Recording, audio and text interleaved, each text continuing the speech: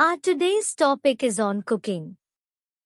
Describe a person who enjoys cooking for others. You should say who this person is, what he/she likes to cook, who he/she cooks for, and explain why he/she enjoys cooking. Introduction. Although there are many people who have a dab hand in cooking, here I would like to talk about my elder sister Anupma Sharma, who absolutely loves cooking for others. Who this person is? My sister Anupma is a warm and generous person who always has a smile on her face. She is known in our family for her amazing culinary skills. She enjoys preparing a wide variety of dishes, but her specialty is homemade Indian cuisine. Age. Her cooking repertoire includes mouth-watering rasam rice, pasta dishes like lasagna, spaghetti carbonara, and creamy Alfredo. She also makes delicious pizzas with fresh ingredients and her secret tomato sauce recipe. Her milk dessert is to die for, and she's perfect in baking garlic bread. Anupma cooks for everyone in the family, and she often invites friends and neighbors over for meals too. She believes that food has a unique way of bringing people together and creating lasting memories. It doesn't matter if it's a small gathering or a big family reunion, she's always ready to cook up a feast. She enjoys cooking for several reasons. First and foremost, it's a way for her to show love and care for the family and friends. She finds joy in seeing their faces light up when they take their first bite of her delicious dishes. Cooking is also a creative outlet for her.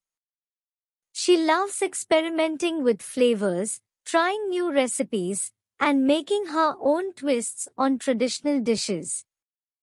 Additionally, she finds fulfillment in the act of nurturing others through food. It's her way of expressing affection and making people feel special. She often says that the kitchen is her happy place, and she's happiest when she's whipping up a meal for her loved ones. In the end, Anupma enjoys cooking because it brings happiness, togetherness, and a sense of fulfillment into her life and the lives of those lucky enough to enjoy her culinary creations. Follow-up questions. 1. What do we need to prepare when we need to cook? When we require to cook, we need to prepare a few things. First, we need ingredients, which are the foods we want to cook with, like vegetables, meat, and spices. We also need tools like pots, pans, and knives. Before we start cooking, it's a good idea to have a recipe to follow, so we know what to do. Then, we'll need to wash and chop the ingredients, heat up the stove or oven, and follow the recipe's instructions to make the food. 2. Do you agree that food is an important part of Indian festivals and ceremonies?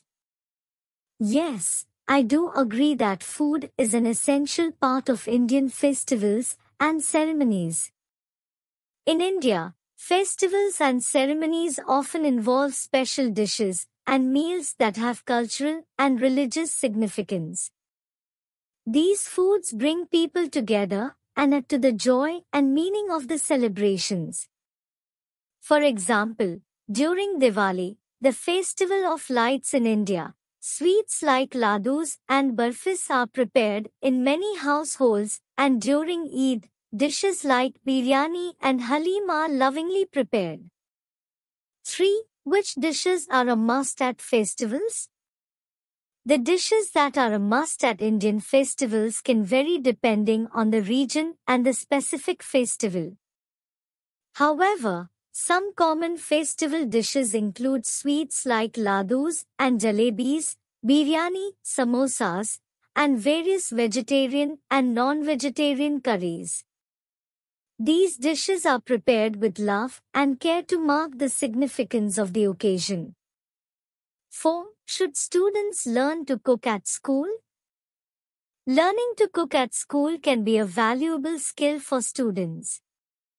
It teaches them how to prepare their meals, which is essential for their well-being. It can also be fun and encourage healthy eating habits. 5. Do you think cooking should be a compulsory or an elective course? Why? Whether cooking should be a compulsory or elective course depends on the school's goals and resources. Making it an elective course allows students who are interested in cooking to choose it, while compulsory courses ensure that everyone learns basic cooking skills. A combination of both approaches might be a good idea, so students have the option to explore cooking while ensuring that everyone has some cooking knowledge. 6. Are there any differences between cooking today and in the past? Yes, there are disparities between cooking today and in the past. Today, we have access to more ingredients from different parts of the world, and technology has made cooking faster and more convenient. In the past, people relied on traditional methods and local ingredients.